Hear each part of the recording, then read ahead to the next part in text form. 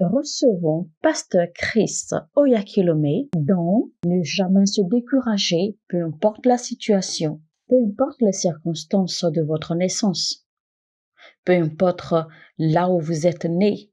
Il vous revient à vous de décider de sortir ou d'y demeurer. C'est un choix à faire. Ça ne dépend pas de là où vous vivez. Ça n'a rien à voir même avec les circonstances. Ça n'a rien à voir avec les mauvaises choses qui vous arrivent.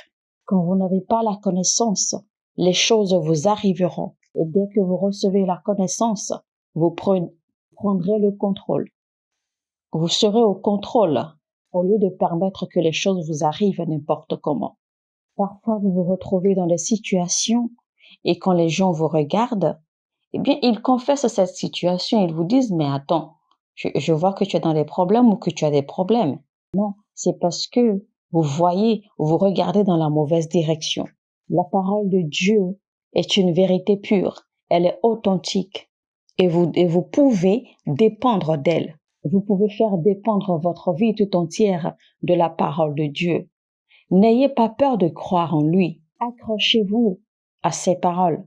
Vous ne pouvez pas dépendre de la parole de Dieu et avoir des regrets. Jamais. Cela n'arrivera jamais. Ceux qui ont regretté d'avoir fait confiance à la parole de Dieu, c'est parce qu'ils n'ont jamais connu la parole de Dieu. Ils ne suivaient pas la parole de Dieu. Ils suivaient plutôt les désirs de leur cœur. Quand vous décidez de vous accrocher à la parole de Dieu, vous restez focalisé. Vous restez concentré, peu importe ce qui peut venir sur votre chemin pour vous distraire, car il y aura beaucoup de choses qui essaieront de vous distraire. Lisons la parole de Dieu dans Marc chapitre 9, verset 23. La parole dit, « Si tu peux, tout est possible à celui qui croit. Toute chose est possible à celui qui croit. » Je vous ai déjà dit que dans le règne spirituel, il existe d'infinies possibilités. Et la Bible a bien dit que tout est possible à celui qui croit. Alors, en quoi croyez-vous? La parole de Dieu, bien sûr, car c'est la seule chose qui règne dans le règne spirituel. Jésus l'a dit que toute chose est possible à celui qui croit à la parole de Dieu. Et avec le cœur, l'homme croit. Donc la capacité de votre esprit peut accomplir des possibilités infinies. Ce que vous allez devenir ou qui vous allez devenir, ce que vous pouvez faire, ce que vous pouvez posséder, tout cela est possible si seulement vous pouvez croire. Si seulement vous pouvez croire de votre cœur et de votre esprit, il y aura une métamorphose complète de votre vie. Il y aura une transformation totale sur votre vie. Je vais vous dire, il importe peu les limites qui ont été posées. Je vous dis, il importe peu les limites qui vous ont été posées. Il importe peu les limites qui vous ont été posées par la société, par votre famille, par vos amis ou par les circonstances autour de vous. Cela ne fait aucune différence. Il existe des possibilités infinies. Étudier la parole de Dieu, oui, mais cela ne suffit pas. Osez croire en Dieu, que rien ne vous arrête. En fait, rien ne peut vous arrêter. Des déclarations maintenant. Je sors de ces limites. Je vais au-delà de ces limites. Je sors de ces embargos. Je me démarque de la foule. Je sors de ces problèmes. Je sors de ces situations dans le nom de Jésus-Christ. Car toute chose est possible à celui qui croit en Dieu. Alors je vous dis, osez croire en Dieu. Les hommes sont appelés à croire avec leur esprit. C'est pour cela quand vous n'arrivez pas à expliquer une situation ou quand vous n'arrivez pas à comprendre une situation, cela ne vous empêche pas de croire. Votre compréhension humaine pourrait ne pas saisir la situation, mais votre esprit demeure dans la croyance, dans la foi en Dieu. Je ne pourrai jamais arriver à expliquer comment Marie, la mère de Jésus-Christ, était une vierge et pourtant elle a donné naissance à Jésus-Christ. Je ne pourrai jamais expliquer cela. Je ne pourrai même pas comprendre cela. Je ne pourrai jamais être en mesure d'expliquer comment Jésus-Christ est mort et il a fait 3 jours dans la tombe et il est ressuscité et il était vivant en chair et en os. Je ne pourrai jamais expliquer cela. Même la science ne peut jamais comprendre cela. Mais moi, je crois à cela. J'y ai cru et voici où j'en suis aujourd'hui. même si je ne peux pas l'expliquer, mais j'y crois. Parce que vous croyez avec votre esprit, avec votre cœur et non avec votre tête. Il y a des gens qui disent « je ne peux pas croire à quelque chose que je ne comprends pas, mais c'est un mensonge ». C'est parce que vous ne savez pas ce que c'est que croire. Parce que croire en quelque chose, eh bien, c'est accepter cette chose et la prendre, se l'approprier de tout son cœur. Vous acceptez cette chose, vous l'adoptez, vous vous l'appropriez, même si votre tête, même si votre intelligence ne peut l'expliquer, votre esprit l'accepte. Et parce que j'y ai cru, ça a changé ma vie, ça a transformé ma vie. N'est-il pas merveilleux que la Bible n'ait jamais dit « avec l'esprit les chrétiens croient ». Non, mais la Bible a dit « avec le cœur, avec l'esprit les hommes croient ». Ça veut dire que c'est un principe établi pour tous les êtres humains et non un principe fait pour les chrétiens. C'est un principe naturel établi pour tout le monde. Qu'il soit chrétien, qu'il soit musulman, qu'il soit bouddhiste, qu'il soit animiste, etc. Peu importe, parce que l'homme croit avec son cœur. Avec le cœur, les hommes croient et les hommes croient à la justice. Alors si vous croyez, vous serez justifiés. Savez-vous ce que Jésus a répondu à Thomas quand Thomas refusait de croire à la résurrection de Christ? Quand Thomas donnait la condition de voir Jésus et de pouvoir le toucher, de pouvoir toucher le creux de ses mains avant d'y croire. Finalement, Jésus lui est apparu, Jésus lui a dit, « Viens, approche-toi, viens mettre tes doigts dans les trous de mes mains, dans les creux de mes mains, les creux qui ont été faits par les clous des Romains. » Parce que même quand Thomas voyait Jésus-Christ tenir debout, il n'y croyait toujours pas encore. Parce qu'il se disait que ceci est peut-être un esprit ou un fantôme, jusqu'à ce que Jésus lui dise de venir et de mettre ses doigts dans les creux de ses mains. Et après que Thomas ait touché les creux et les plaies de Jésus-Christ, eh bien, il crut. C'est alors que Jésus lui dit, « Thomas, parce que tu as vu, tu as cru. » Mais maintenant, bénis soient ceux qui ont cru, qui n'ont pas eu besoin de voir. Vous savez, Dieu nous donne sa parole pour certaines choses de façon précise. Premièrement, c'est pour nous impacter la foi. Et vous savez que la foi ne vient jamais en ce que l'on entend. Et la parole produit ce qu'elle dit. C'est-à-dire que la parole se manifeste. La parole manifeste ce qui est écrit en elle. La parole vous dit que vous avez l'espoir. L'espoir n'est qu'une image ou une photo.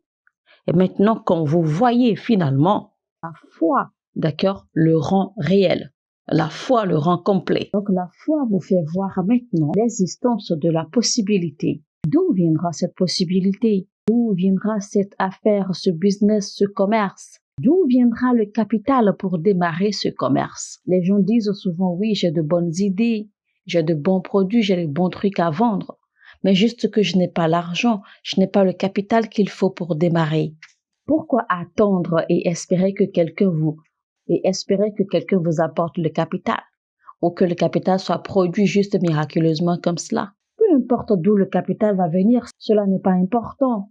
Ce qui importe ici, c'est la source. Oubliez le procédé ou le processus. La foi, c'est l'essence et non le procédé. La foi, c'est l'essence des choses que vous espérez. C'est ce que la Bible a dit d'Abraham, que Abraham n'a pas considéré son corps vieux. Il n'a pas considéré ses os vieux. Et il n'est jamais devenu faible dans la foi. Il n'a jamais considéré non plus les entrailles d'une femme vieille comme Sarah. Mais Abraham était fort dans la foi. Et il grandissait. Il était de plus en plus ferme dans sa foi. Donc Abraham ne considérait pas les réalités, les circonstances de sa vie et de celles de son épouse Sarah. Ce qui importait pour Abraham, c'était qu'Abraham avait perçu le bébé Isaac. Alors qu'est-ce que toi tu vois? Est-ce que tu vois déjà ton affaire se développer ou bien tu regardes toujours à avoir le capital?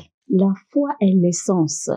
Ne considérez pas le procédé ou le processus par lequel vous allez avoir cette chose que vous percevez. Si déjà vous avez une image parfaite de ce que vous voulez, de ce que vous espérez avoir, ne vous inquiétez surtout pas du processus que ça va prendre ou du procédé par lequel cela va vous apparaître. Restez focalisé sur l'image que vous voyez. Restez focalisé sur ce que vous désirez avoir, sans considérer les réalités, sans considérer les circonstances et sans considérer le procédé par lequel cela se manifestera. Car le procédé n'est pas votre problème. Le procédé est le problème, c'est le souci de Dieu. Tout ce que vous avez à faire, c'est de nourrir votre foi, c'est de la maintenir et rester focalisé sur ce que vous désirez et ce que vous voyez. Je connais ce jeune homme qui était décidé à devenir un médecin. Il l'avait vu clairement, c'était son désir, c'était sa foi, et il travaillait pour. Mais voici les problèmes ont commencé à venir. Il a échoué à ses examens, mais il voyait toujours cette photo de lui, cette perception de lui à être médecin. Et 3 ans après, il était dans une situation déplorable. Il se plaignait, il disait « Oh Dieu, il y a 3 ans, je voulais être un médecin, mais regarde ma vie aujourd'hui, regarde où j'en suis aujourd'hui. » Dieu n'est pas intéressé à votre situation actuelle, parce que Dieu ne regarde pas votre situation. Parce que Dieu ne regarde pas votre circonstance ou votre situation actuelle. Dieu ne voit pas ce que vous voyez. Dieu voit ce que vous avez dit, ce que vous avez désiré être. Dieu vous voit déjà en tant que médecin. Alors si seulement vous pouvez vous accrocher à cette vision, à ce désir, à cette foi, au lieu de considérer votre situation présente ou les circonstances qui vous entourent présentement, si seulement vous pouvez vous y accrocher, ce n'est pas encore tard. Cela se produira certainement. Il suffit simplement de vous accrocher, de ne pas abandonner votre foi, de ne pas vous décourager, de ne pas perdre votre conviction. Ne perdez pas cette photo, cette image que vous avez. Tout ceci n'a rien à voir avec vos échecs aux examens. Tout ceci n'a rien à voir avec le fait que votre père soit décédé et vous ait laissé. Tout ceci n'a rien à voir avec ce que les gens disent. Tout ceci n'a absolument rien à voir avec le fait que vous n'avez pas pu avoir l'argent pour finir les études.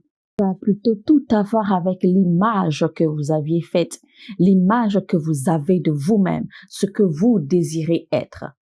Mais est-ce que vous avez seulement une image claire? Est-ce que vous avez une perception claire? Pouvez-vous voir cette image? Si vous pouvez la voir, alors accrochez-vous à elle. Si vous marchez vers les choses qui vous distraient, ou si des choses viennent vers vous pour vous distraire, eh bien fuyez ces choses.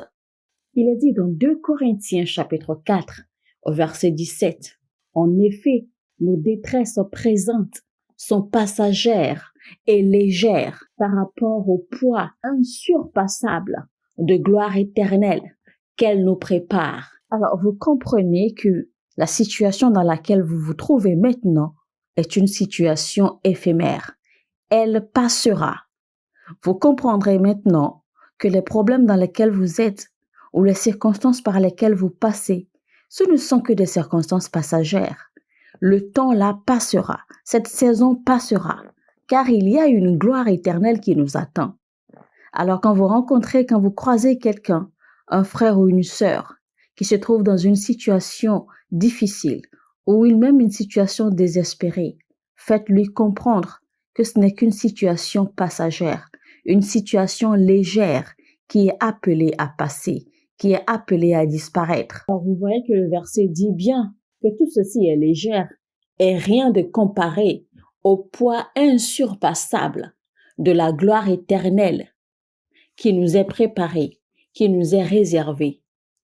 Alors en d'autres mots, il vous dit, peu importe ce que vous traversez, peu importe le problème dans lequel vous êtes maintenant, si seulement vous pouvez rester focalisé, si seulement vous pouvez vous concentrer sur cette photo que vous voyez. Il a dit qu'il y a un poids insurpassable de gloire qui vous attend. Et ce n'est pas fini. Au verset suivant, il a dit, « Et nous ne portons pas notre attention sur les choses visibles, mais sur les réalités encore invisibles. Car les réalités visibles ne durent qu'un moment, mais les réalités invisibles demeureront éternellement. » Chers frères et sœurs, ça veut dire que ce qui vous attend après ces afflictions, après ces moments de difficulté, est beaucoup plus grand et beaucoup plus glorieux. Car la Bible a bien dit que c'est un poids insurpassable de gloire éternelle qui nous attend. Alors la réussite, le succès, le développement, l'explosion qui vous attend au bout de ces afflictions, au bout de ces problèmes est tellement grande que vous-même, vous serez incapable d'en mesurer le poids. Donc, votre devoir est de rester focalisé, et de rester concentré sur l'image que vous avez envie de devenir, sur la personne, sur la chose que vous avez envie de réaliser. Ne considérez pas les circonstances, ne considérez pas le processus par lequel cela va venir. Laissez le processus à Dieu. Vous gardez la foi, bâtissez votre foi, assurez-vous que votre foi demeure ferme et inébranlable.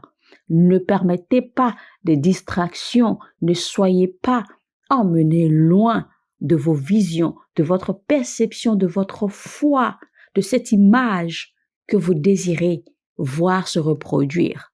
Et vous verrez la gloire de Dieu. Jésus a dit, si un homme écoute ma parole et fait selon elle, eh bien, il est comme quelqu'un qui bâtit sa maison sur un rocher bien solide. Et quand le déluge vient contre la maison, quand les vents soufflent contre la maison demeure ferme. La maison demeure inébranlable. Parce que cette maison a été bâtie sur le rocher. Jésus n'a pas dit que parce que vous bâtissez votre maison sur un rocher bien solide, que les vents souffleront et passeront la maison, que le déluge ou le torrent viendra et passera la maison. Non, il a dit clairement que le déluge viendra, le torrent viendra contre la maison. C'est-à-dire que le torrent se jettera sur la maison, les vents souffleront et chercheront à déloger la maison. Les circonstances, des problèmes, des situations viendront contre vous. Ces choses viendront vous heurter, mais cette maison demeurera solide, inébranlable, ferme. Alors, quand vous bâtissez votre maison, votre foyer, vos affaires, votre vie, votre destin, votre ministère sur la parole de Dieu, peu importe ce qui vient contre, peu importe les soulèvements, peu importe les oppositions, peu importe les circonstances, peu importe les batailles, les conflits, vous ne pourrez jamais être ébranlé. Vous demeurerez ferme sur la parole de Dieu, car la parole de Dieu, c'est votre rocher. Alléluia. Mesdames et messieurs, c'était donc jamais se décourager malgré la situation avec le pasteur Christ Oyakhilome en français.